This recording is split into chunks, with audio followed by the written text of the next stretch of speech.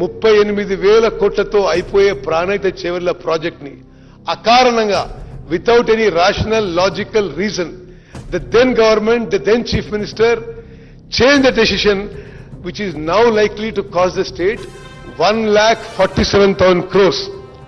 21 October 2023 ఆనాడు రాష్ట్రంలో TRS ప్రభుత్వం ఉంది. 6 piers of block 7 of Medigadda barrage collapsed. The concerned assistant engineer filed an FIR in Mahadevpur police station on 22nd October.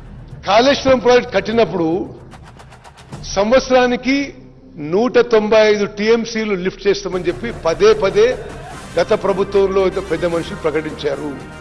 వాస్తవంగా ఎంత lift చేసిండ్రు? 5 ఏళ్లు కలిపి టోటల్ లిఫ్ట్ చేసింది 162 టీఎంసీలు. 162 టీఎంసీల్లో 32 టీఎంసీలు మళ్లీ సముద్రంలోకి వదిలిపెట్టింది.